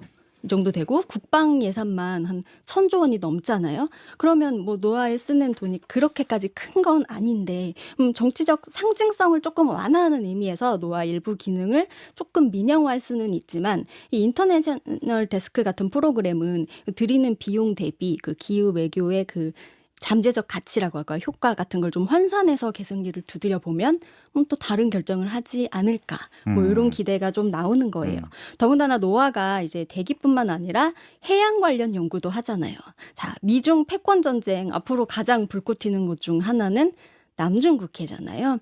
남중국해에서 뭐 중국하고 동남아 국가들이 영유권 갈등을 빚고 있기 때문에 뭐 이쪽 관련 투자, 그다음에 또 미국의 뒷마당인 중남미나 그다음에 뭐 지금 아프리카 이런 국가들이 좀 기후 변화에 좀 특히 이제 취약한 국가들이 많아요. 도서 국가들. 이런 국가들 중에서 자 외교 전쟁하면 내 편을 찾는 거잖아요. 기후 변화 대응을 중심으로 이런 외교 전쟁이 이루어질 수 있기 때문에 미국의 이익을 중심으로 계산을 하면 우리가 우려하는 다른 선택을 그래도 트럼프 당선인이 하지 않을까라는 기대도 있는 거예요. 자 교수님 트럼프 당선인 어떤 선택할 거라고 보시나요? 미국 내에서 예. 트럼프 행정부가 노아를 어떻게 할 건지 이게 뭐 그 자체가 뉴스가 되는 것은 사실 이런 식의 어떤 불확실성, 미국의 새로 등장할 정부의 각종 불확실성, 뭐 말로는 관세를 예를 들어 굉장히 세게 매기겠다고 뒤에서 협상을 하겠다, 뭐 이런 식의 전략을 쓴다는 것이 이게 한두 번이지 계속 이런 식의 말해놓고 또 달리 가고 이렇게 한다는 것은 사실은 미국의 정책이 미칠 전 세계적인 파급력을 생각하면 결코 미국 정부에 도움이 안 될 뿐만 아니라 우리처럼 아무래도 미국과 중국의 정책에 영향을 받을 수밖에 없는 국가로서는 계속 불확실성이 높아지는 거 아니에요. 그럼 사실은 미국 정부가 전 세계에 제공해 주는 어떤 신뢰성 면에서 굉장히 나쁜 그러한 선례가 될 수 있기 때문에 특히 이런 문제에 있어서 좀 더 예측 가능성을 높이는 게 저는 중요한 것 같아요. 우리 정부도 지금 예측 전혀 안 되던 대통령이 여기까지 이런 문제를 지금 일으키기 참 웃을 수도 없는 문제인데요. 예. 좀 트럼프 행정부가 아마 이런 일을 겪으면서 좀 더 우리가 전 세계적인 메시지를 기후 문제에 있어서 우리가 앞으로 어떻게 가겠다. 이것이 정말 전 세계로 중요한 문제고 각국이 여기에 대해서 앞으로 어떻게 노력하는 것이 필요하겠다. 이런 메시지를 정확하게 주는 것이 필요하지 않나. 얘기해놓고 나중에 또 여러 가지 반발도 있고 우려가 있으니까 그럼 슬그머니 다시 노화를 원상복귀하고 이런 식의 모습은 굉장히 미국이 갖는 어떤 국제 어떤 질서상에서 위치로 봤을 때는 결코 바람직하지 않은 모습이라는 생각을 합니다. 근데 저는 사실 한편 이걸 준비를 하면서요. 이런 생각도 좀 들었어요. 그러니까 기후 외교를 두고 기후 외교의 주도권을 두고 미중 패권 경쟁이 점점 치열해지면 기후변화 대응 관련 뭐 산업이나 이런 정책 이런 것들이 좀 더 발전할 뭐 수도 그런 있지 면도 않을까. 있어요. 근데 이제 트럼프는 뭐 네. 나는 다시 석유 뭐 이런 저 화석연료 이쪽에 중흥을 껴야겠다 막 이런 얘기까지 막 예. 선거 기간에 노골적으로 했기 때문에 예. 예측이 안 되는 거죠. 사실 그런 것이 앞으로 국제적인 이런 COP 회의에서도 일정한 영향을 또 미치게 되지 않을까 이제 이런 좀 우려가 생기는 거죠. 아직은 우려가 조금 더 큰 네. 상황이다. 네. 예, 오늘 말씀 여기까지 듣겠습니다. 지금까지 CBS 최소영 기자였습니다. 고맙습니다. 감사합니다.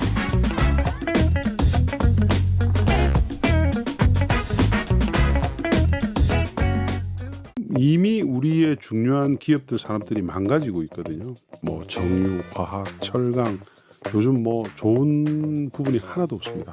중국과의 경쟁도 있고 이 업체들은 대부분 다 탄소 장벽에 또 가로막히는 이 산업들이기 때문에 누가 정권을 잡든지 간에 이거를 해결하지 못하면 우리 대한민국 경제의 미래는 상당히 불투명하게 될 수밖에 없습니다. 에너지는 모든 산업의 근간이잖아요. 피거든요. 그러니까 AI 데이터 센터를 왜 대한민국의 빅테크 업체들이 투자를 하지 않느냐. 재생에너지 부족 때문이에요. 맞습니다. 우리 주변의 아시아의 많은 국가들의 그야말로 조 단위 뭐 몇십조 단위의 투자가 일어나고 있거든요. 미국뿐만 아니라 우리나라는 못하잖아요. 자, 이제 국내 얘기 안 할 수 없겠습니다. 이게 어쨌든 뭐 현 정부 뭐 지금 사실 어떤 정부 정책의 방향을 우리가 가늠할 수 없는 그런 지금 상당히 복잡한 상황인데요. 어쨌든 뭐 지난 2년 동안 현 정부가 이제 원전 이제 강화 이런 정책을 썼고 또 우리나라 태양광 시장이 그러면서 좀 위축됐고 게다가 뭐 이제 혹자들은 다 중국산으로 덮인다 그나마 이제 이런 지적도 하고 있습니다. 앞으로 어떻게 보세요? 어떤 방향으로 가야 한다. 정치 얘기라서 사실은 예측하기가 좀 쉽지는 않은 것 같아요. 뭐 지금 이 상황이 벌어질 걸로 누가 예측을 했겠습니까? 근데 어쨌든 지금 정부가 이제 원전을 중심으로 그 정책을 운영한 것은 누구나 다 아는 사실이고요. 그 과정에서 이제 재생에너지 전환이 다시 많이 늦어지면서 태양광은 1년에 한 5기가까지 설치가 됐었는데 작년에 아마 2기가대로 확 줄었을 거예요. 그리고 뭐 올해도 뭐 그렇게 개선될 가능성이 별로 높지 않습니다. 근데 현 정부가 만들어 놓은 2030년의 계획 20%밖에 안 되거든요. 재생에너지 전력 비중이. 이걸 달성하기 위해서도 연간 재생에너지 설치량이 5에서 6기가 정도 돼야 됩니다. 지금 추세로 가면 그나마 애초에 지난 정부에서는 원래 30%였잖아요. 2030년까지. 낮췄죠. 그냥. 이걸 10%포인트 낮췄는데 이것도 힘들다라는 걸 좀 보시는 거군요. 5에서 6기가를 해야 되는데 지금 태양광이 뭐 2기가대고 풍력은 뭐 몇백 메가밖에 안 되기 때문에 합쳐봤자 3기가 정도밖에 안 되거든요. 그래서 드라이브를 굉장히 많이 걸지 않으면 안 되는 지금 시점이고 또 중요한 거는 다음 정부는 누가 되든 간에 2030년 대한민국이 국제사회에 약속한 NDC를 지켜야 되는 아주 절체절명의 위기에 있어요. 뭐 NDC가 법적인 구속력이 없다고 전부들 얘기를 하지만 우리나라와 같이 수출로 먹고 사는 국가에서는 그런 국제적인 약속 자체가 사실은 법적인 구속력만큼이나 굉장히 중요한 아주 나쁜 이슈입니다. 시그널을 국제사회의 시장에 주는 거니까요. 지금 트럼프 행정부에서조차도 일부 산업에 대해서는 탄소 문제를 가지고 장벽을 세워야 된다는 얘기가 논의가 되고 있을 정도입니다. 그렇기 때문에 다음 정부는 누가 되든 간에 에너지 전환의 속도를 빨리 높일 수밖에 없고 원전은 거기에 그 도움을 못 줍니다. 왜냐하면 뭐 원전은 지금 시작해도 지금 뭐 시작해도 2040년이나 다 지어지는 빨라야 거고. 예, 그렇죠. 10년, 네. 15년 걸리기 때문에 지금 현재 빠르게 올릴 수 있는 태양광이나 풍력, 뭐 해상 풍력 이런 쪽에 그 설치를 빨리 늘리는 방향밖에는 뭐 누가 잡더라도 마찬가지거든요. 그래서 좀 미리 이 정부에서 지금 예를 들면 뭐 11차 전력수급 기본 계획을 가지고 이걸 뭐 확정해야 되냐 말아야 되냐 얘기를 많이 하고 있는데 뭐 저는 당연히 확정할 필요가 없죠. 다음 정부가 어떻게 될지도 모르는데 지금 현재 이걸 확정해 놨다가 나중에 또 새로 하는데 공을 들이는 것보다는 다음 정부에서 컨센서스를 해서 빨리 더 에너지 전환을 확장하는 방향으로 조기에 계획을 맞춰서 실행을 해 나가야지 그나마 우리 기업들한테 닥친 리스크, 국가 경제에 닥친 리스크를 갖다가 해소할 수 있는 그런 이제 길이라고 보고 있습니다. 네, 저도 상당히 그 말씀에 동의하는 게 사실은 어떤 정부가 특정 어떤 이념이나 어떤 정책의 방향에 대해서 따라서 원전에 좀 더 강조점을 둘 수도 있고 뭐 재생에너지에 강점을 둘 수도 있는데 최소한 글로벌 팩트를 봤을 그렇죠. 때 재생에너지가 설치가 용이하다. 그리고 설치하면 설치할수록 단가는 떨어진다. 근데 원전은 갈수록 설치 자체에 시간이 오래 걸린다. 이런 것들이 글로벌한 분명한 팩트잖아요. 그런데 그럼요. 지금 우리가 2030년까지 NDC 40% 이런 목표들이 있고 그 방향 탈탄소의 방향들이 있는데 그럼에도 불구하고 현 정부 지난 2년 동안 이런 면에서 좀 더 일관되고 좀 합리적이고 예측 가능한 정책을 에너지 분야에 쓰지 않았다는 것이 참 이게 어떻게 설명을 할 수 있을지 하는 생각을 자꾸만 하게 돼요. 2023년 기준으로 보면 전 세계의 재생에너지 신규 설치량이 500기가 그러니까요. 정도 됩니다. 원전의 신규 설치량은 5기가인데요. 그나마 감소되는 원전이 있었기 때문에 실질적으로는 마이너스 1기가 정도 됐을 거예요. 그러니까 두 개가 비교를 할 수가 없을 정도의 그런 이제 산업이죠. 근데 우리는 너무 이제 원전에 대해서만 좀 드라이브를 많이 걸었지 않냐 이런 생각이 들고요. 물론 원전이 무탄소 시대에서는 뭐 어느 정도 용인할 수 있는 그런 이제 에너지원으로 부각이 되고 있습니다만 사실은 글로벌 대세는 글로벌 트렌드의 핵심은 재생에너지의 확대죠. 네. 그러니까 그걸 하고 말씀하신 대로 교수님 말씀하신 대로 원전도 어느 정도 뭐 안전 이슈를 좀 강화한다든지 뭐 이런 부분들을 통해서 좀 더 길게 쓰자 뭐 이런 것들은 충분히 가능하다고 그렇게 보고 네. 있습니다. 아니 그 국제 에너지 기구만 해도 내년 2026년도가 되면 태양광, 풍력이 각각 다 원전을 글로벌하게 넘어선다 이런 예측이 이미 그렇습니다. 벌써 네. 상당히 신중한 이 기구 아니에요. 네, IRA, 그렇죠. IEA가 그런데도 그런 예측을 나올 정도면 글로벌 흐름들은 분명해 보인다는 생각을 뭐 안 할 수가 없어요. 네, 굉장히 오래된 얘기죠. 신규 발전 설비 중에서 85% 이상 작년에는 아마 90% 넘었을 거예요. 작년에 태양광이 질주하면서 600기가 이상의 풍력 태양광이 글로벌 전역에 설치가 됐을 거거든요. 그래서 이제는 뭐 이거를 모든 발전원이 재생에너지로 바뀌고 있다는 거를 부정할 수 있는 국가나 뭐 그건 없습니다. 근데 이제 우리는 너무 좀 편향된 어떤 정보들이 많이 이제 유통이 되면서 조금 안타까운 그러니까요. 현실입니다. 사실은 이제 지금 뭐 상황이 우리 뭐 시청자들 다 아시지만 이제 정부가 제대로 작동하지 않는 상황이 뭐 대행 막 이렇게 돼 있어서 어쨌든 에너지 업계에서도 보면 이 상황 자체가 그냥 불확실성의 아주 극대화다 이렇게밖에 못 볼 것 같은데 올해를 바라보는 에너지 업계 사실은 뭐 이 발전 공기업들도 있지만 또 민간 발전업자들도 있고 관련된 또 시장도 있지 않습니까? 어떻게 지금 보고 있다고 보세요? 이중고죠. 우리 업계에서는 국내 정치 상황의 변동도 눈앞에 다가와 있고요. 트럼프가 이제 일으킬 변동성에 대해서도 또 대비를 해야 되기 때문에 굉장히 큰 리스크를 지금 지고 있는 건데요. 근데 이제 저는 항상 이제 말씀드리죠. 글로벌 트렌드는 잘 안 바뀝니다. 더군다나 이 트렌드가 앞으로 2050년까지 이어질 거대한 트렌드의 일부이기 때문에 사실은 이렇게 불확실할 때에 누가 중심을 가지고 투자를 하느냐 그 원칙을 바꾸지 않느냐가 그 기업들의 흥망성쇠, 그 국가의 흥망성쇠의 아주 핵심입니다. 예전에 이제 테슬라를 보시면 트럼프가 당선되면서 전기차 보조금도 중단시켰고 연비 규제도 없앴단 말이에요. 그때가 2017년부터 20년까지면서 미국의 전기차 시장은 역성장을 2년 동안 했거든요. 근데 테슬라는 아랑곳하지 않고 그때 중국 나오고 유럽 나오고 하면서 계속 투자를 했죠.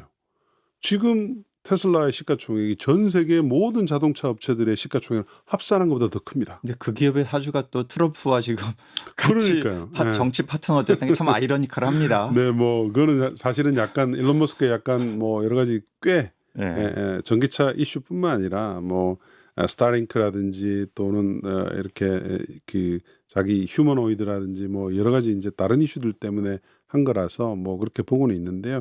그러니까 그만큼 사실은 큰 트렌드를 읽고 무조건 이 직진하는, 물론 그 안에서 이제 강약은 좀 조절할 수가 있겠죠. 그런 이제 움직임이 사실은 기업들한테 꼭 이제 중요하다고 봐서 지금 이제 트럼프의 내년 11월까지, 왜냐하면 내년 11월 이제 중간 선거입니다. 보통 중간 선거 끝나면 여소야대 국면이 바뀌거든요. 그렇죠. 미국은. 미국 정치에 항상 상당히 이때까지 일관된 바뀌어왔습니다. 모습이죠. 네, 그래서 이제 리스크 포인트는 내년 11월까지예요. 요 사이에 누가 중심을 잘 잡는가가 굉장히 중요한 일인 것 같고 우리나라 입장에서는 사실은 안도를 하고 있을 입장이 아니라 전환이 우리가 늦었기 때문에 트럼프가 돼서 다행이네 이렇게 생각할 입장이 아니라 이게 지금 이미 우리의 중요한 기업들 산업들이 망가지고 있거든요. 뭐 정유, 화학, 철강 요즘 뭐 좋은 부분이 하나도 없습니다. 중국과의 경쟁도 있고 이 업체들은 대부분 다 탄소 장벽에 또 가로막히는 이 산업들이기 때문에 지금 지방 소멸과 맞물려 가지고 굉장히 이 국가 경제가 지금 사실은 위축이 돼가고 네. 있어요. 이거를 누가 정권을 잡든지 간에 이거를 해결하지 못하면 우리 대한민국 경제의 미래는 상당히 불투명해질 수밖에 없습니다. 그래서 다음 정권의 정책의 방향이 굉장히 중요하고요. 정치하시는 분들은 정말 이 깨어 있어야지 국가의 역사가 지속될 수 있느냐 네. 없느냐. 저는 그 정도로 지금 우려하고 있는 상황입니다. 네, 상당히 이제 위원님께서 상황이 위중하다. 특별히 에너지 네. 업계는 말씀하신 대로 국내 정치의 불확실성, 또 트럼프 행정부의 네. 앞으로 정책의 불확실성. 그러니까 에너지로 이제 국한을 해서 우리 정책하시는 분들 많이 보시더라고요. 근데 에너지는 모든 산업의 근간이잖아요. 피거든요. 그러니까 AI 데이터 센터를 왜 대한민국의 빅테크 업체들이 투자를 하지 않느냐.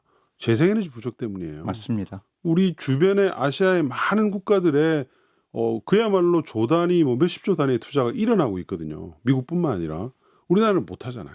왜냐하면 구할 수 있는 재생에너지가 없고 빅테크들은 아리백이 기본이기 때문에 그렇습니다. 그러니까 에너지 전환을 빨리 하지 않으면 모든 산업의 근간들이 흔들린다는 것을 꼭 좀 기억을 했으면 좋겠습니다. 네, 어쨌든 이 정말 2025년 격동의 한 해. 이게 뭐 네. 우리나라 정치, 우리나라 경제 미래에서도 그렇고 또 에너지 분야에서도 예외가 아닌 것 같습니다.